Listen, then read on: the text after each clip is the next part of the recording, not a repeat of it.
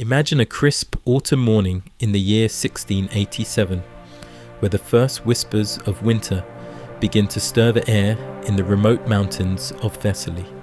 The landscape here is one of timeless beauty and isolation, jagged peaks cloaked in evergreen forests, valleys dotted with ancient olive groves, whose gnarled trunks have witnessed empires rise and fall.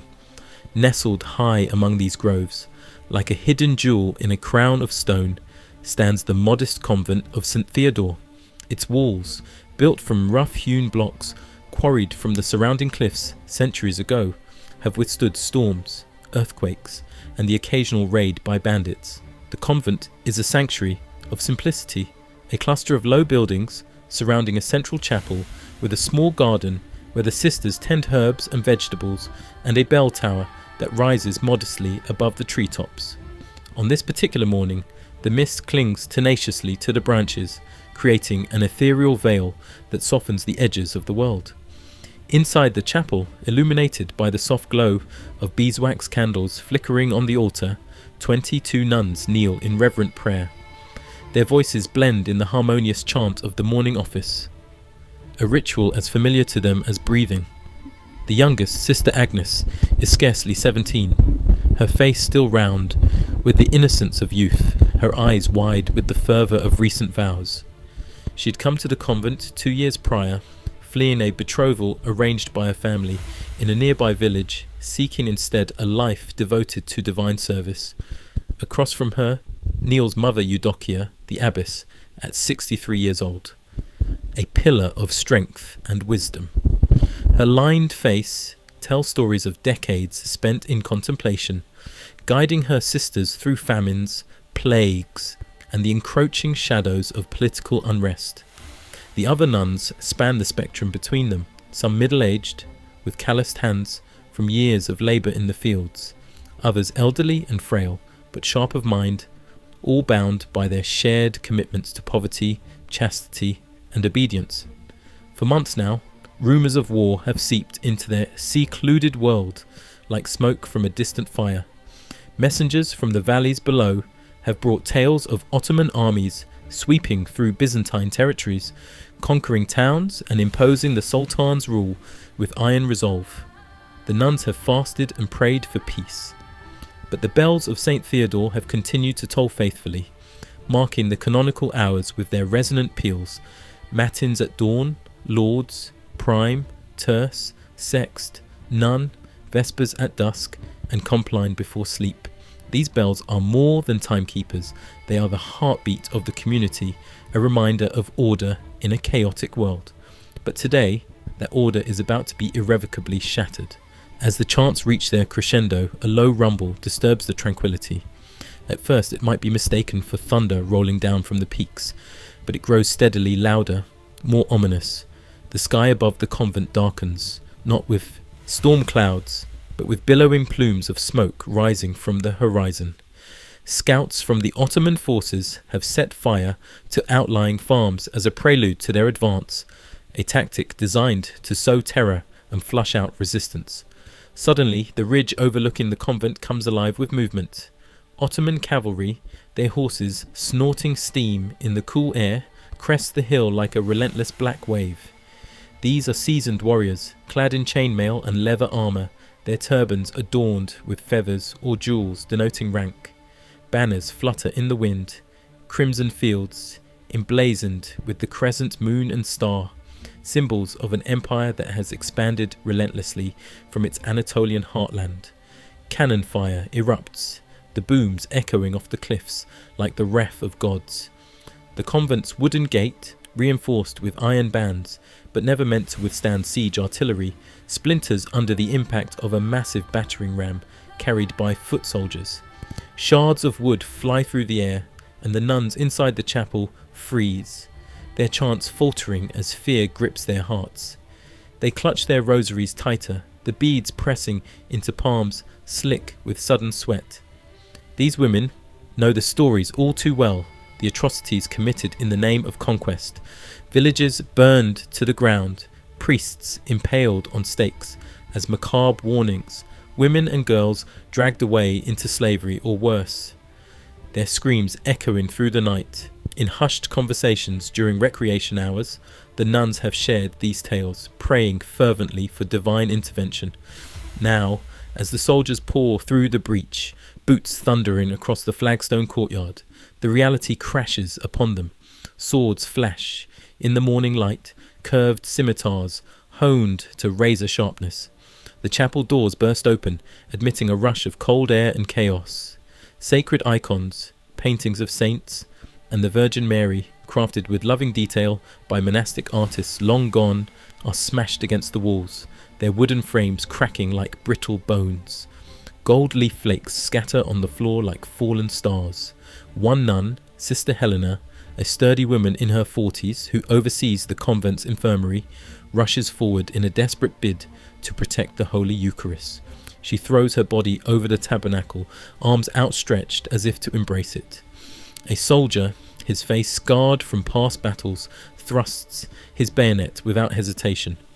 The blade pierces her side, and she crumples with a gasp, her blood spilling onto the whitewashed walls in crimson splatters that seem to weep for the desecration unfolding. The other nuns cry out in horror, but Mother Eudokia stands firm at the altar, her arms extended wide, as if to shield her entire flock. An Ottoman officer, distinguished by his ornate uniform and the pistol holstered at his belt, steps forward. His eyes, dark and unyielding, meet hers. She does not flinch, her voice steady as she addresses him in calm Greek. We belong to Christ alone. Our bodies may perish, but our souls are his. Do your worst, for we fear not the trials of this world. The officer hesitates, perhaps struck by her composure amid the mayhem, but then signals his men to proceed. What follows is a calculated storm of brutality, designed not merely to conquer, but to humiliate, to strip away every vestige of dignity and faith. The surviving 22 women, those spared in the initial frenzy because the orders are to take captives rather than slaughter all, are herded into the courtyard like animals. Coarse ropes, rough and splintered, are looped around their wrists, biting deep into the skin and drawing beads of blood that trickle down their arms. Their black habits, symbols of their sacred vows and modesty, are torn away in ragged strips by laughing soldiers, leaving them exposed in thin linen undertunics that offer scant protection against the autumn chill or the invasive gazes. The men force the nuns to stand and watch as torches are applied to the convent buildings. Flames leap hungrily, devouring wooden beams and thatched roofs with a roar that drowns out any remaining prayers. The fire spreads quickly, consuming the library's precious manuscripts, hand-copied Bibles and theological treatises, and the garden's harvest, turning sustenance to ash. Centuries of accumulated devotion rise in black curls of smoke, carried away on the wind. The great bell in the tower, heated by the inferno, crashes down with a deafening clang that reverberates through the valley, splitting open on the stones below like a broken heart. That resounding crack will echo in the nuns' memories forever, a symbol of their world's abrupt end. As the blaze rages, painting the sky in hues of orange and black, the nuns are prodded at sword point down the narrow mountain path that leads to the valleys below. The descent is treacherous, the trail slick with dew and littered with loose rocks. Villagers from nearby settlements, drawn by the smoke or the sounds of destruction, peek from behind shuttered windows or hide in the underbrush, their faces pale with terror.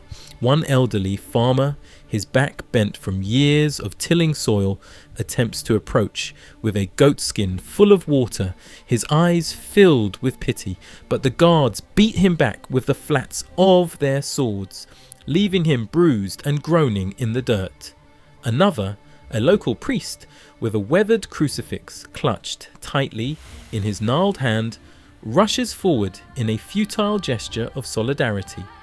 He is cut down without mercy, his body hacked to pieces before the nuns' horrified eyes, blood soaking into the earth as a stark warning.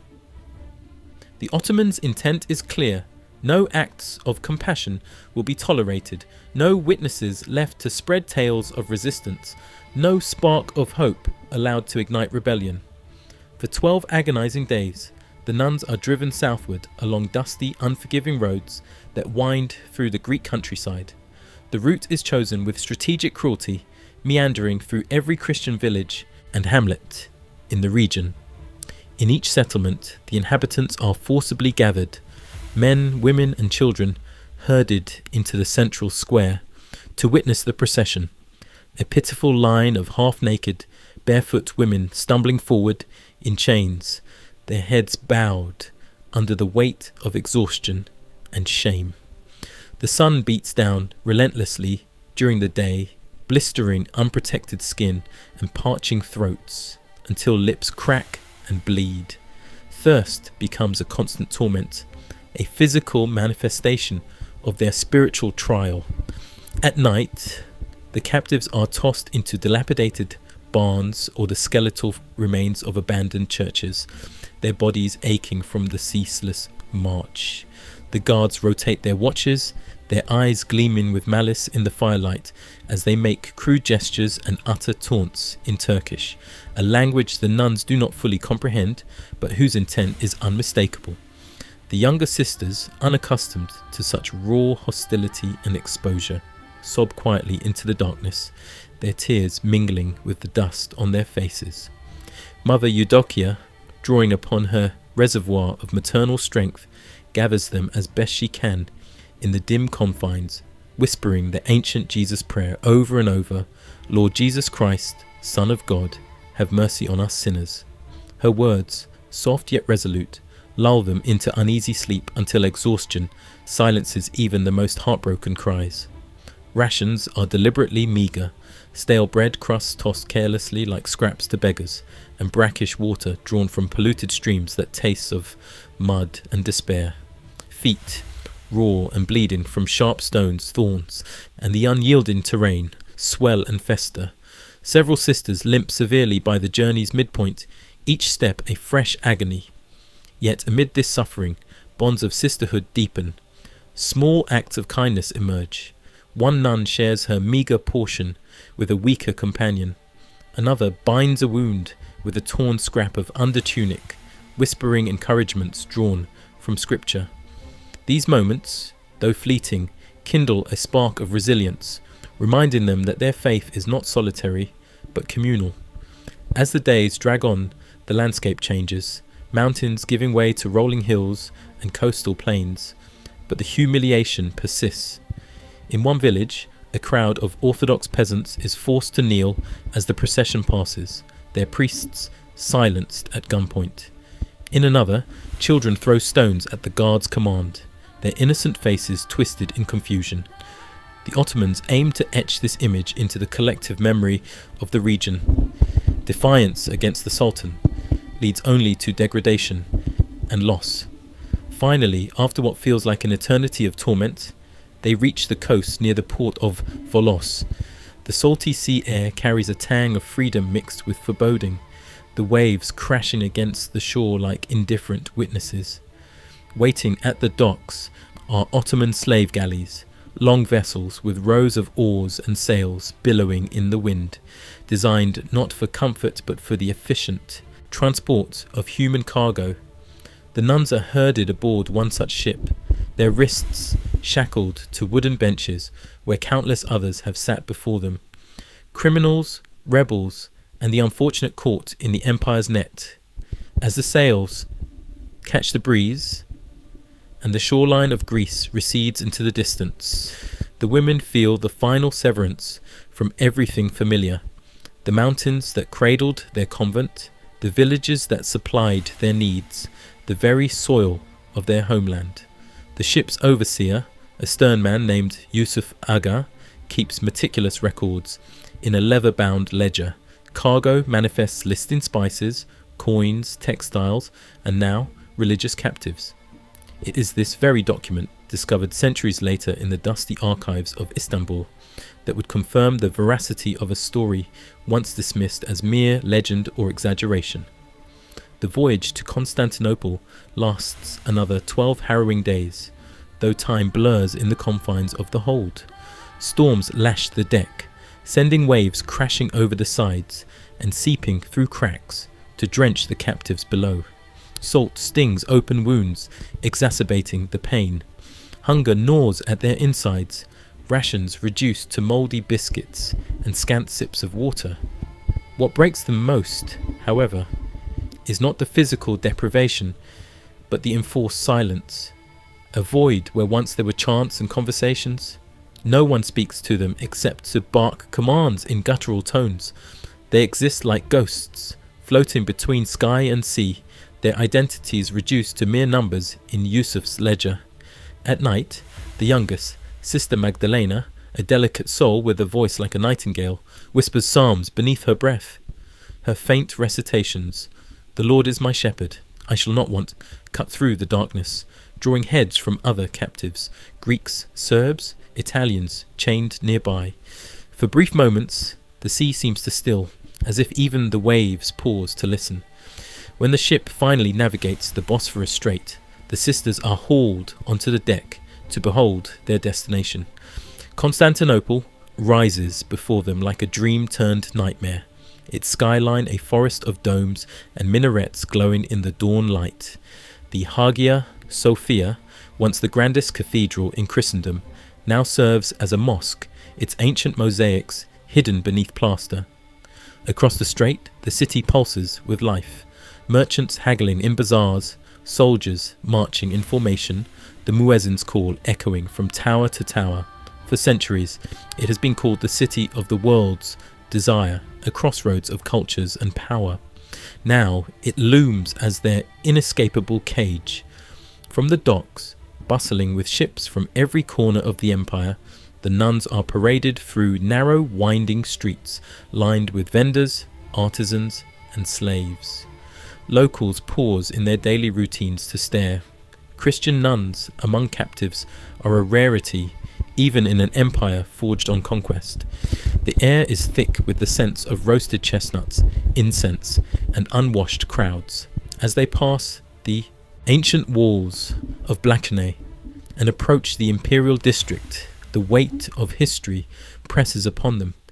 In the shadow of Hagia Sophia, they are forced to kneel on the cobblestones, the muezzin's prayer washing over them like a foreign tide. One sister whispers, "We are home, but it is no longer ours," her voice choked with emotion. Before the first light of the next dawn fades, they are escorted into a grand marble courtyard encircled by towering columns etched with intricate arabesques. This is the Divani Humayun, the imperial council hall, where the sultan's will is dispensed like divine decree. No kings or priests judge here. The empire itself weighs the souls of the conquered. For the nuns of Thessaly, their faith will be tested against the inexorable laws of conquest. At the hall centre sits the Grand Vizier, a figure of immense authority, his expression a mask of impassivity beneath a silk turban. Flanked by scribes poised with quills and parchment, ready to record every detail, names, ages, intended dispositions, he speaks through interpreters, his voice measured and cold. The sisters stand in their tattered undertunics, eyes lowered to the ornate tile floor. The offer is presented with calculated generosity: accept conversion to Islam, renounce their Christian vows, and be granted new lives, clothed in fine garments, provided with food and shelter, perhaps even elevated as concubines or wives in the households of officials. Refusal means facing the discipline of faith, a euphemism that could encompass imprisonment, forced labour, or utter disappearance into the empire's shadows. The air hangs heavy with anticipation. Sister Magdalena trembles, recalling the fates of other captives she has glimpsed during the voyage. Greeks, Armenians, Slavs, swallowed by anonymity. Before the guards can single her out, an elder sister, Sister Demetria, steps forward. She addresses the vizier not as a supplicant but as one who has witnessed the cycles of history. "My lord, you may rename us, clothe us in your silks, but you cannot rewrite the prayers etched in our hearts." The interpreter hesitates, weighing the boldness of the words, but translates faithfully. The vizier's face remains unreadable, a poker mask honed in court intrigues. Then, with a dismissive wave, he replies, "Prayers fade when the tongue that speaks them is silence." With that, the sisters are dismissed, not to immediate execution, which might martyr them publicly, but to the lower chambers of Topkapi Palace, a fate some would later whisper was far worse than a quick death.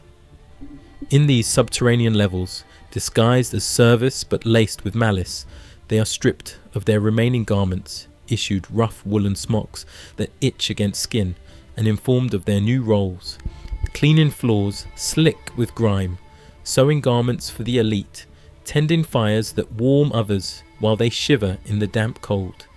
It is a prison of labour, meant to break the spirit through monotony and degradation. But the Ottomans have underestimated these women.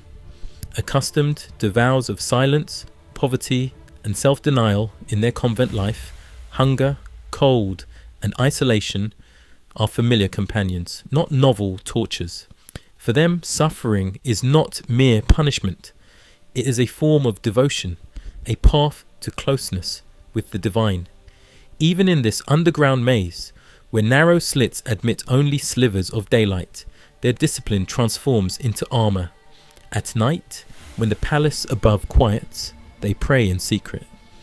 One sister carves a cross into the clay wall with a broken fingernail. Another traces verses in the dust under her straw mat. They begin marking time by the rhythm of the muezzin's calls, not as submission, but as a defiant calendar for a faith that refuses to wane.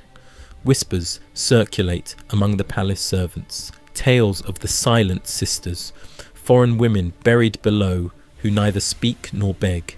Some label them cursed, others saints in disguise.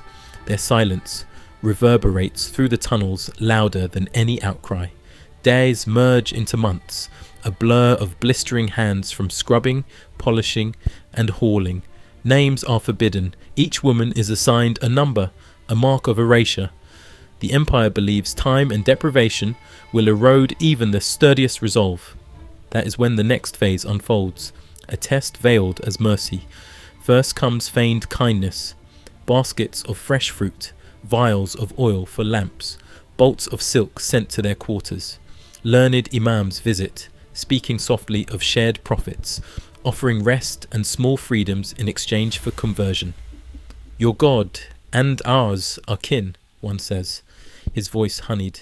"Embrace our tongue, and freedom awaits." But the nuns discern the trap. Such freedom demands forgetting their essence, a sin they cannot abide. Sister Magdalena, once timid, emerges as a beacon, reciting fragmented scriptures from memory to bolster her sisters. Even incomplete, the words sustain. When persuasion falters, the facade crumbles. Torches are extinguished, rations halved, visits cease, leaving only darkness and echo. One by one, they are summoned to a narrow interrogation room where scribes await. Each is commanded to utter a phrase of submission. Compliance brings silk and elevation. Refusal leads to vanishing. It is no grand spectacle of cruelty, but a gradual chipping at the soul. Faith worn down by hunger, isolation, and the insidious question, why suffer for a God who remains silent? A few succumb. Two sisters from a distant island, twins bound by blood and now by despair, whisper the words and are whisked away, dressed in finery, their faces haunted by betrayal. For the resolute, each loss hardens their core. Sister Demetria, who defied the vizier, grows gaunt but unbowed. When pressed for her name, she smiles faintly. "Call me Silence." Her stance spreads like a quiet plague.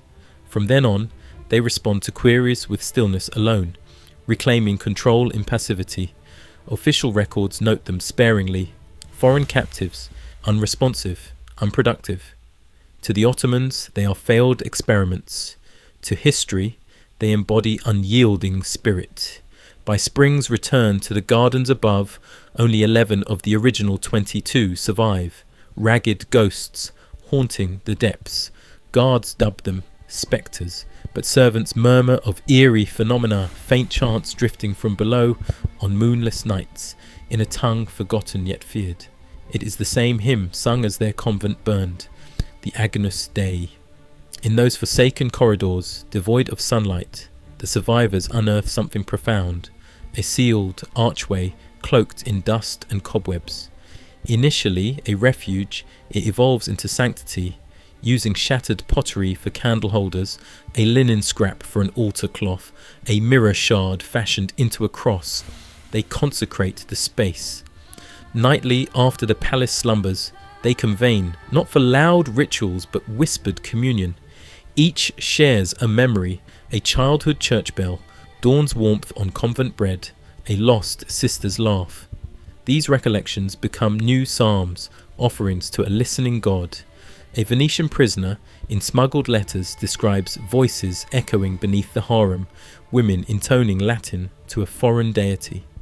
Historians once scoffed, until archaeologists unearthed a chamber in Topkapi's ruins, lined with Christian etchings, silent testament to unbroken prayer.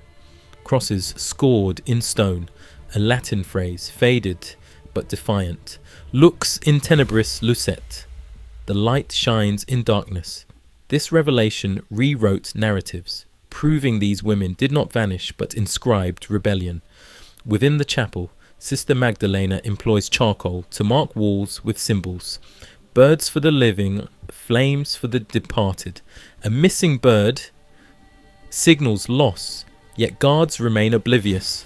The women move with ethereal calm amid torment, baffling overseers who attribute it to madness. Scribes, however, record an otherworldly fortitude.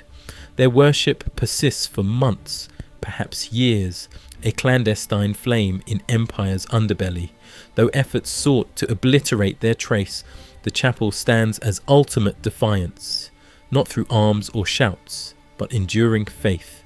By 1694, with a new sultan ascending amid purges, only 9 endure, worn, aged, nearly erased. Palace archives show a void where their entries should be, unfit for service, disposed. No dates, no burials, just deliberate omission, proof of shame concealed. Yet fragments emerge. An Ottoman courtier's diary from Bursa alludes to women who refuse submission, vanishing beneath foundations. Venetian intercepts from 1694 speak of nuns unbowed by the Sultan's decree. These shards illuminate intentional erasure of spiritual resistors. The final trace of Sister Magdalena appears in an Italian pilgrim's account decades later, a servant's whisper of a woman singing to her God until sealed away. Her hymn, he notes, lingered in stone. Over time, legends bloom among slaves and attendants. Full moons chilling lower halls, incense scents without fire. Memory or apparition, it endures. European visitors in the 1700s hear echoes. A French diplomat in 1712 dismisses Christian women who sang into heaven, yet walls bore truth. The chapel, now ruined, preserves carvings, faded prayers, defiant whispers. In silence, they speak volumes. If this saga resonates, evoking chill or reflection, engage below. What stirred you? Subscribe for more veiled histories, delving deeper into shadows. Some truths, though painful, demand remembrance.